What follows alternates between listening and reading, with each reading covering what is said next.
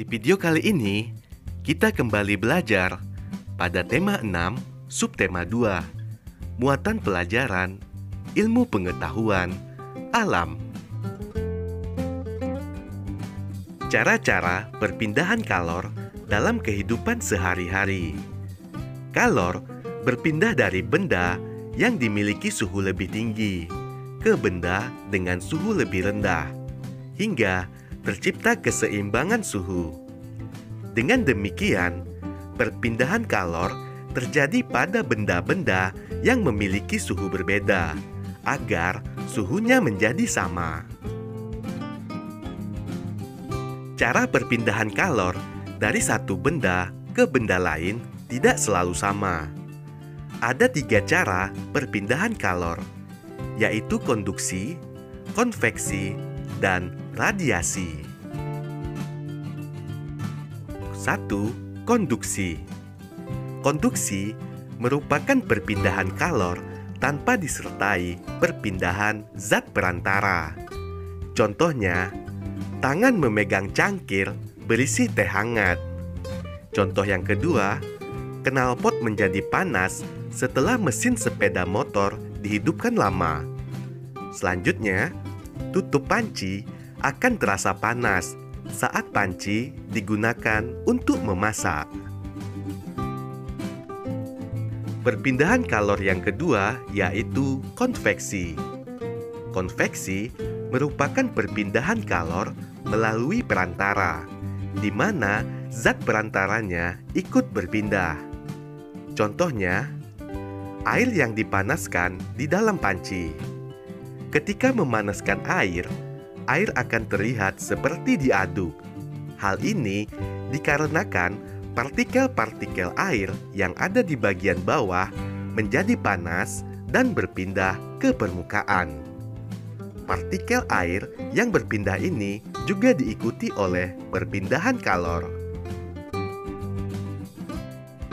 Contoh konveksi berikutnya yaitu peristiwa angin laut dan angin darat. Angin laut adalah angin yang berpindah dari laut ke darat dan terjadi pada siang hari. Saat siang hari, matahari membuat daratan lebih panas.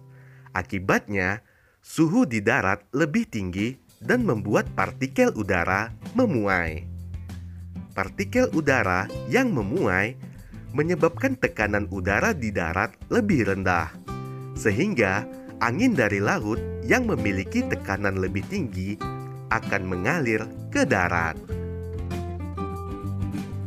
Angin darat adalah angin yang berpindah dari darat ke laut dan berpindah saat malam hari. Saat malam hari, udara daratan lebih dingin daripada di laut. Suhu udara di laut menjadi lebih tinggi dan partikel udaranya memuai. Partikel udara di laut akan bergerak ke atas dan digantikan partikel udara dari darat. Contoh konveksi berikutnya yaitu sirkulasi udara yang mengalir melalui jendela karena adanya perpindahan partikel udara panas.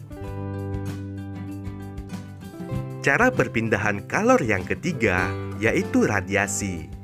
Radiasi merupakan perpindahan kalor tanpa melalui perantara. Contohnya, tubuh terasa hangat ketika dekat dengan api, seperti saat dekat dengan api unggun. Kemudian, panas matahari yang terasa sampai ke bumi.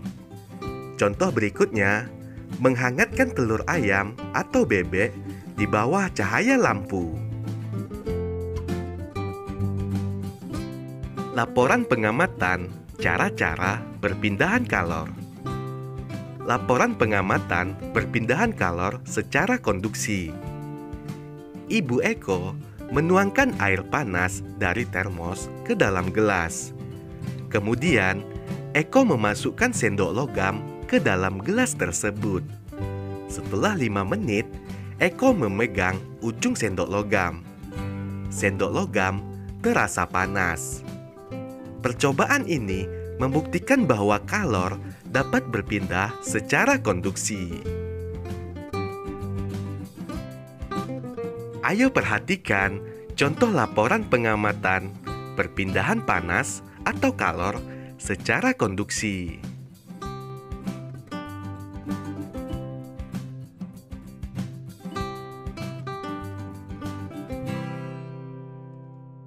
Laporan pengamatan perpindahan kalor secara konveksi. Ibu Eko menuangkan air panas ke dalam gelas kaca. Kemudian, Eko memasukkan es batu berwarna yang sudah dipersiapkan sebelumnya.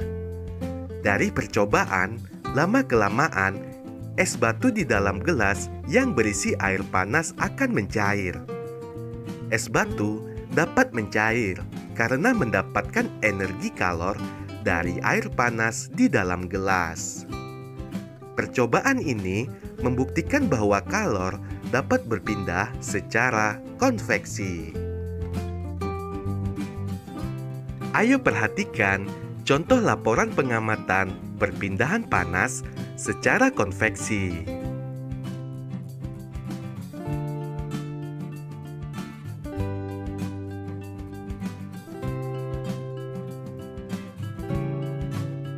Keuntungan dan kerugian perpindahan kalor dalam kehidupan sehari-hari.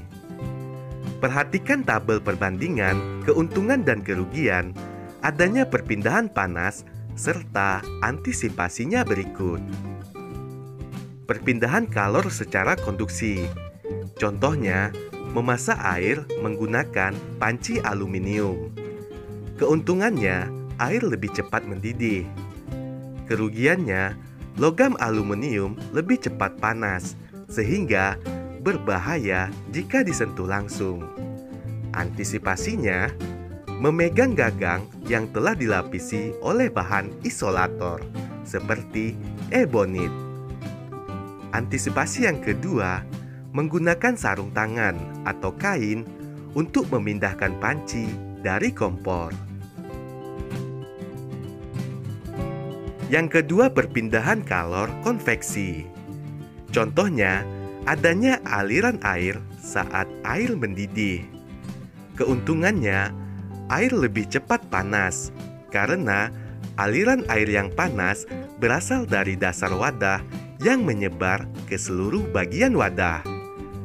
Kerugiannya, letupan uap air mendidih berbahaya jika terkena tubuh. Antisipasi yang bisa kita lakukan, yang pertama menggunakan tutup panci saat memasak air. Yang kedua, tubuh tidak terlalu dekat dengan air saat memindahkan panci. Perpindahan kalor radiasi. Contohnya, pancaran sinar matahari yang mengenai tubuh. Keuntungannya, tubuh terasa hangat saat terkena sinar matahari. Kerugian, jika kondisi matahari sedang terik, kita akan merasa kepanasan. Berikutnya, antisipasi yang bisa kita lakukan yaitu menggunakan payung atau topi untuk melindungi tubuh dari terkena sinar matahari secara langsung.